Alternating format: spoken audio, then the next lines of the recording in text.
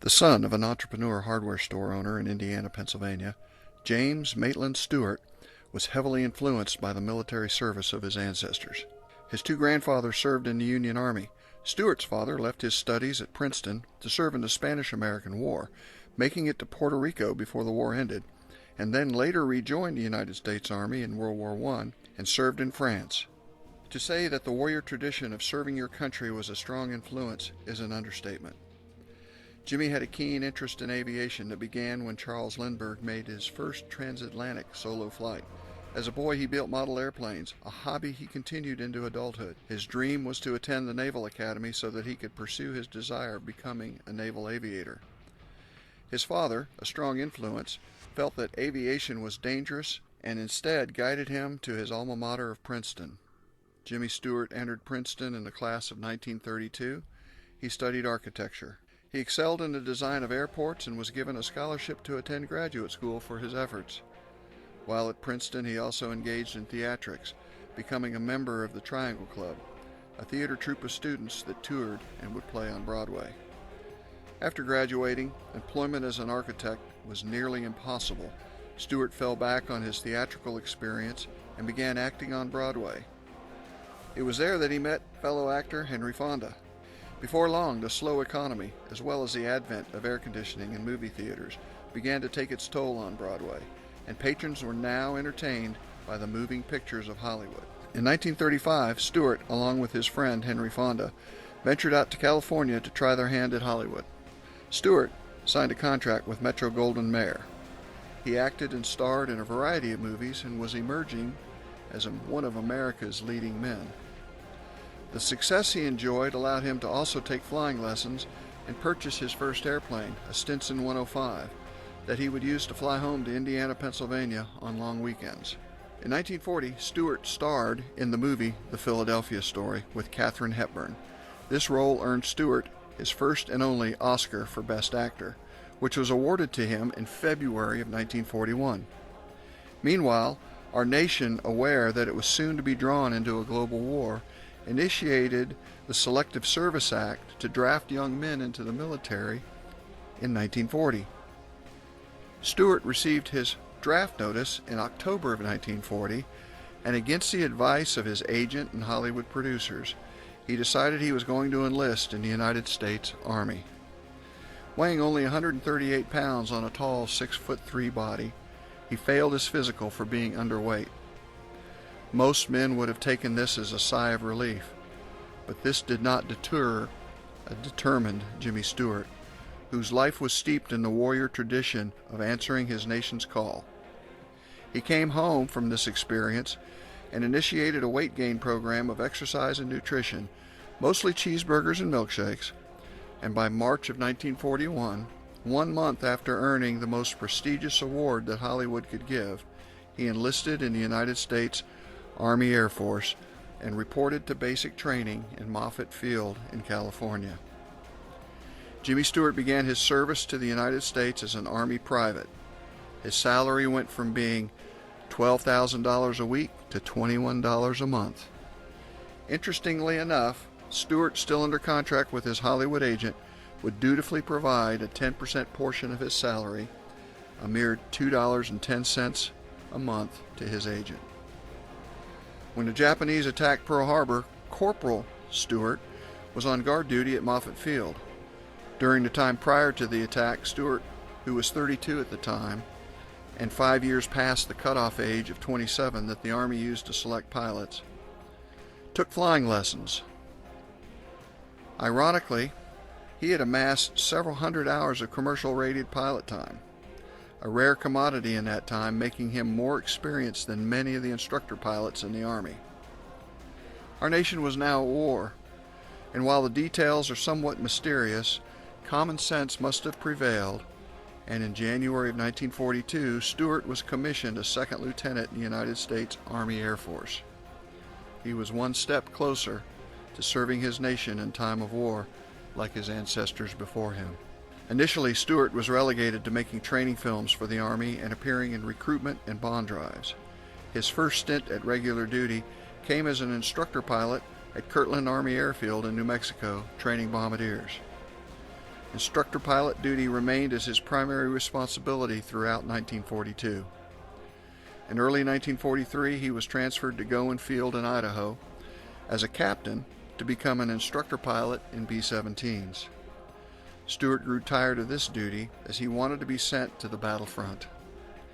Army brass considered this too risky, but his persistence in making requests to higher headquarters prevailed. And while he was stationed in Utah, he interviewed for a position as operations officer for the 703rd Squadron of the 445th Bomb Group that had just transitioned to Sioux City, Iowa, for their final phase of crew training before going to Europe. In March 1943, he was accepted as operations officer of the 703rd Squadron that flew B-24 Liberators, even though he had no experience flying that type of aircraft. 3 weeks into that assignment, he was promoted to squadron commander of the 703rd Bomb Squadron. His extensive experience in flying made the transition to the B-24 an easy task. By November of 1943, the 445th Bomb Group received their orders to transfer to England so that they could begin combat operations against the Nazis. The 445th Bomb Group consisted of 4 squadrons of 18 aircraft each, comprising 72 aircraft in total. Jimmy Stewart was the commander of the 703rd Squadron, and due to his combination of civilian and instructor duty flying time, he was the most experienced pilot in the entire bomb group. He was given the task of leading the bomb group on a multi-day journey from Sioux City, Iowa, to the tip of Florida, across the Caribbean to South America, down the east coast of South America to Brazil, making numerous stops to refuel and rest along the way in primitive airfields. They then flew across the Atlantic Ocean from Brazil to the west coast of Africa. Again, making numerous stops along the way for fuel and rest, they flew up the west coast of Africa, across the Mediterranean, ultimately landing in Tibenham Airfield in Norfolk, England, where they would begin combat operations in Europe in December of 1943. Lord Haw-Haw, the German propagandist radio announcer, welcomed Stewart's bomb group to England within hours of their arrival. His presence as a command pilot was no longer a secret from our foes. Stewart flew his first combat mission on December 13th against the German Navy yards in Kiel, Germany. His third combat mission was on Christmas Eve, flying against the V-1 facilities near Bonaires, France. Stewart was a natural leader who earned the respect of his men, quick to punish those whose irresponsibility caused problems for the rest of the men, and quick to overlook the hijinks of junior enlisted men whose boredom and stress caused minor incidences uncommon to military discipline, but a common trait of youthful exuberance. Those who worked for him stated that Stewart would not ask a person to do something that he himself would not do. In January 1944, Stewart was promoted to major, a promotion he refused unless all of his junior officers were promoted from lieutenants. After pinning on the gold oak leaf cluster of major, he continued to fly combat missions in France and Germany, all the while avoiding the press that could have been afforded him due to his popularity. In their first 21 days of combat, the 445th Bomb Group lost 6 aircraft totaling 61 men whose lives were lost. Stewart flew the bombing missions of the famous Big Week in February of 1944. Jimmy Stewart earned the Distinguished Flying Cross for his role in leading the 2nd Bomb Wing on the opening day of this operation. He made a command decision mid-flight due to changes in weather that allowed the bomb group to be more successful. Stewart established himself as a true combat leader. During one mission over Ludwigshafen, Germany, Stewart recognized that the lead bombing group was off course and headed towards some German Luftwaffe bases in France. After radioing the commander of their errant heading, the commander of the other group ignored Stewart's pleas and ordered him to get off the radio. Knowing that a single bomb group would be extremely vulnerable to the German fighters, and that 2 bomb groups flying together would offer much greater protection, Stewart ordered his bomb group to follow his lead, and they joined the errant bomb group to give them greater protection. They were met with the full force of German fighters, and the group commander who made the erroneous decision to fly off course paid for his mistake with his life. Jimmy Stewart, on the other hand, risked his own life to help protect the lives of the air crews of the other bomb group. He gained a high level of respect for his leadership under fire throughout the 8th Air Force. In March of 1944, Stewart's reputation as a respected and effective leader gained him a new assignment as Assistant Group Commander for the 453rd Bomb Group. This bomb group had lost their commanders in bombing missions over Germany and was suffering from very low morale. Stewart was now in a staff position supporting Colonel Ramsey Potts, who came to the 453rd Bomb Group along with Stewart. As a staff officer, he was locked in for the duration of the war and would not be eligible to rotate home after completing the 25 missions that allowed air crews to return stateside. Stewart would continue to fly combat missions, but he was never given credit for these missions as they did not count for his rotation home. He is officially credited with 20 combat missions. However, the true number of combat missions he flew is much greater. In June, Stewart was promoted to lieutenant colonel.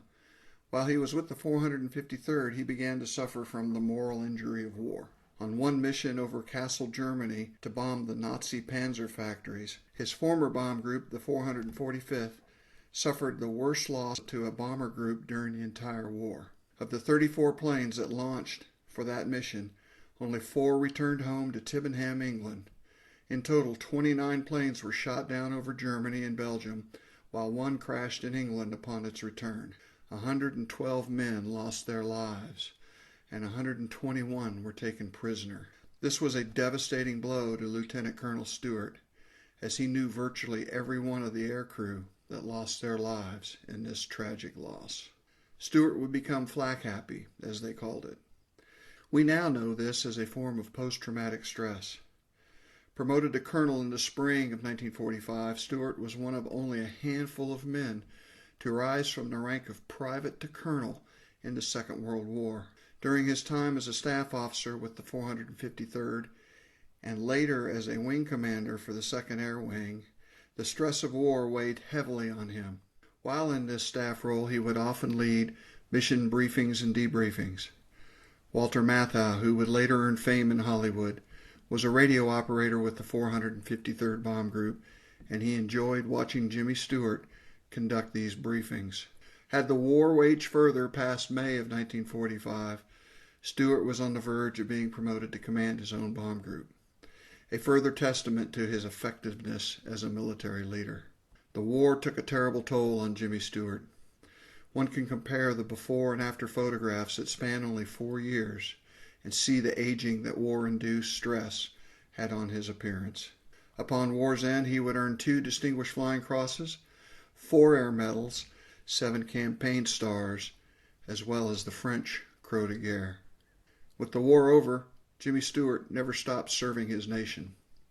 He remained an active member of the United States Army Reserve upon war's end and transferred later into the Air Force Reserve. He was promoted to Brigadier General in 1957 by President Eisenhower. Stewart remained in the Air Force Reserve and would fly 1 more combat mission before he retired in 1968. The war in Southeast Asia allowed him to fly a mission as an observer on a B-52 Arclight mission over South Vietnam in 1966. This was kept secret. But General Stewart was still serving a cause greater than himself. During this same time, his adoptive son, Ron McLean, earned a commission as a 2nd lieutenant in the United States Marine Corps. Lewis Puller, the son of the famous Marine General Chesty Puller, attended Marine Basic School with McLean, and 2 legends, one from Hollywood and one from the Marine Corps, were present at their graduation. Ron McLean would later lose his life as a recon team leader fighting an overwhelming force of North Vietnamese regular army along the demilitarized zone of South Vietnam in June of 1969. He would earn a Silver Star for gallantry in action. His loss devastated the now retired Air Force general and stepfather. Late in life, Jimmy Stewart would claim that his service to our nation in the Second World War was a much greater experience than anything he experienced as a Hollywood movie star. President Ronald Reagan would promote Jimmy Stewart to Major General and would award him the Presidential Medal of Freedom, the highest award afforded to civilians in our nation. A a patriot, a leader of men, James Maitland Stewart dedicated himself to serve our nation when his nation needed him. He is a man of honor, and it now remains as our duty to remember his sacrifice and valor.